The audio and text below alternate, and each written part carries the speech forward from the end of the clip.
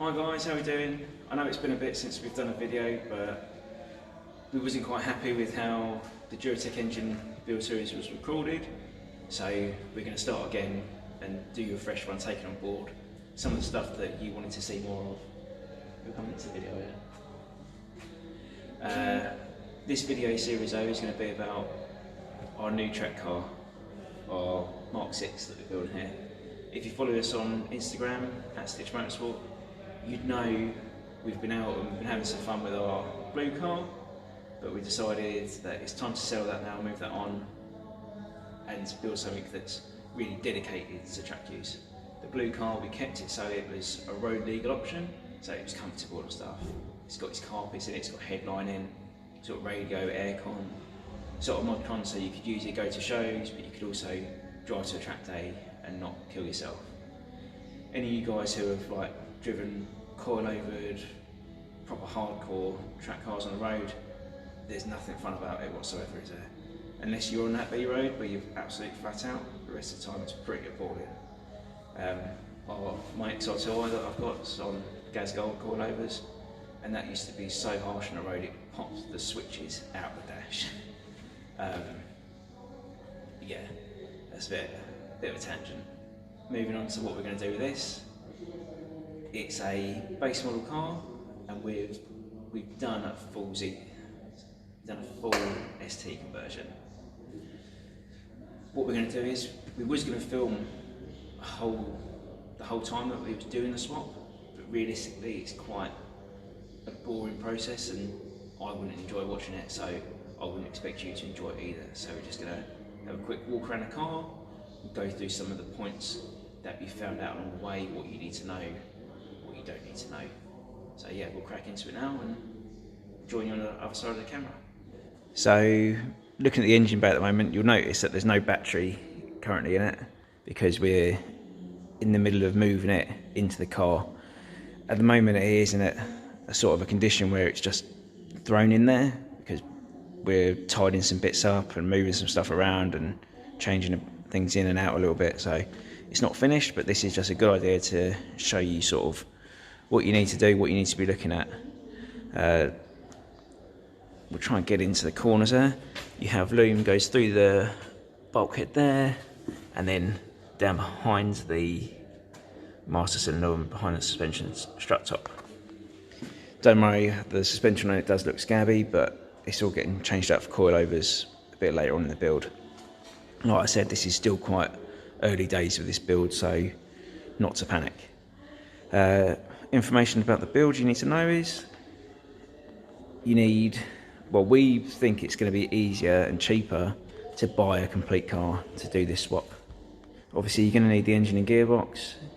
The drive shafts, other than the intermediate, you can use standard ones, but we'd recommend you going for the proper Zetec ones as they're a little bit thicker and a little bit better suited to take the power. It's not a definite you need, but it's something we'd really consider you doing. See the front radiator support core there? That is the same as a standard sort of base model one, but I think we actually are using the ST version on this. The other things you're going to need are, obviously your power steering is different, and then that in turn runs into the power steering pipes. They're different as well. The base model steering rack does fit and works in conjunction with the standard ST piping, so that's something you don't need to do. The only difference between the steering racks from a base model to the ST is the ST rack has a shorter steering lock, so lock to lock is a bit tighter. I think it was for sort of, what's the best way to put it? Just regulations basically. If you had that increased steering lock with the big 17s on it, that the ST comes with the standard, you'd get rubbing issues, so it wouldn't be legal. For the engine bay, that is pretty much it. You'll notice the battery's not in there. The battery's inside the car where we're doing the model. I already said that. We have got a couple of things we've got to make. We've got to make some brackets and stuff to hold some bits and pieces and just tidy all that shit up in there, but we are getting to that. The last thing on the engine bay that I can think of, there might be other little bits, but the main concern that you need to worry about also is just replacing this vacuum hose. That there is going to be different where it goes into the ST inlet manifold, so you want to make sure you've got that servo vacuum pipe as well. What we'll do now is we will go back inside, we'll go inside the car, and we'll give you a little run through of what we had to do in there to make things work. So looking inside the car now, we'll start with the pedals as the closest thing to me. Because we've done a full swap and we've gone from a pre-facelift car, which the donor car is, to a facelift car, which the other donor car was the car that gave us our ST running gear. So this has got 2007 Fiesta ST running gear in it and wiring loom. We've had to change quite a bit in here as well. So we've had to change the switches that go on top of the clutch pedal and the brake pedal. They're all different. There's three switches down there that need to be changed. So we've done them. To get this running, you have to use the dash, the key transponder, the key, and the ECU. Those 4 things all need to be matched. Because of that, we've had to do a dash upgrade as well. So we've got the facelift dash in there. See, it's a nicer looking dash anyway, so it's no real hardship. The next thing that you need to think about is, because you're using the key, you're going to have to either change the barrel, or what I've seen some people do is, I've seen some people change the transponder, or they've taken the transponder off, they tape it out the way and they tape the donor key with it, then they can use the original car's barrel. I don't particularly like that idea for a couple of reasons, security being one. You know, someone could then get into your car, jimmy your lock, and then they're away. What we did was we used our ST steering column, we just changed everything over. It has to come out when you're doing the interior loom swap, just to give you a bit more room down there, so it's no real hardship. And it's another reason why we recommend that you change while you get a donor car, sorry, not while you change anything. I'm going off on one. Yeah, so next thing to look at is the gear stick. We have to change the gear cables and the gear stick and everything over as well to go to an ST spec. Again, another reason why we think it's a good idea to just get a donor car and go from there. You know, you can pick up an accident damaged one in Copart or an auction house or like similar to that for pretty sensible money. You can see down there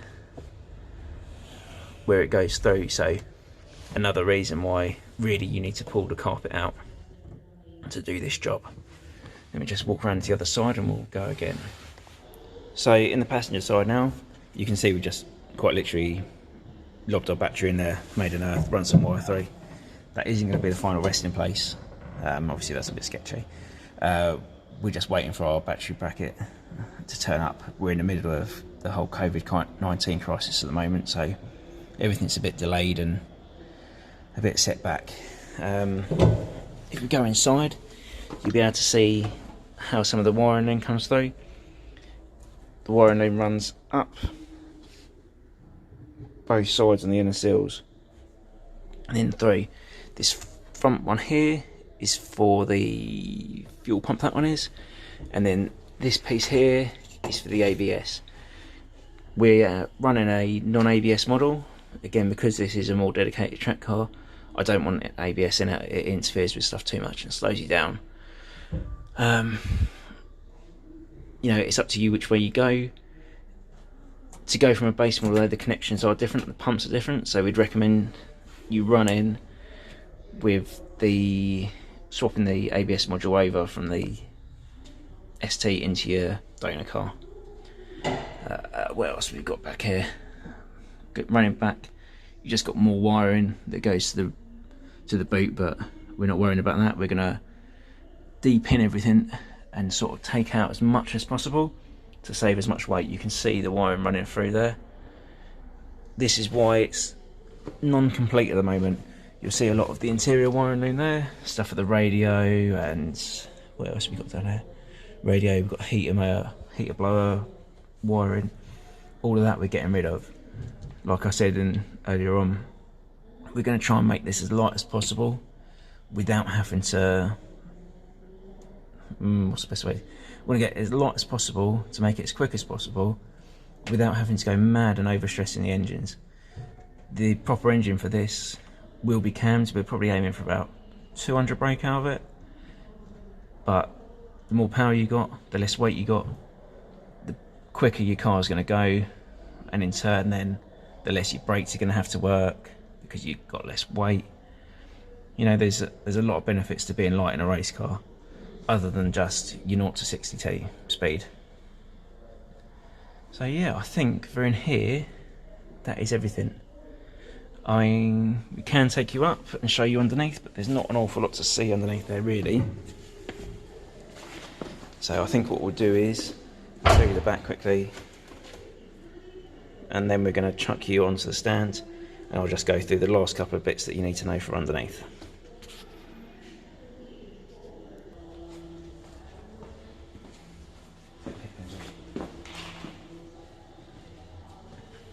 Making your ears look juggy. So the last real thing to talk about is underneath. I'm not really going to show you underneath there, it's not too exciting. The other thing you need to do to complete this swap is your fuel system. You need to replace your fuel lines, or line, because this is a deadhead system. You only have a feed line, you don't have a return, and you need to change your pipework for your charcoal canister. What we did, we changed out and went to an ST tank altogether. The standard tank will hold an ST pump, but again, get yourself a donor car, unbolt it, unclip all your pipework, clip it back in, bolt your tank up. Really simple. I can't emphasise how important, well, how much easier it will be if you get yourself a donor car. All the little bits and pieces that I've probably forgotten in this video, in fact, all add up to time, hassle, when you could just have it all there ready to go. Right? You can see you gesturing. Underneath, on this car there was a couple of differences on exhaust hangers. This is a pre-facelift, like we said. The that went into it was a post-facelift. A couple of the hangers were in different places, one on the subframe in particular. Again, an easy job to swap around, or swap your subframe. Do the whole thing, take your subframe out. It's 4 bolts to do it. That way you can use your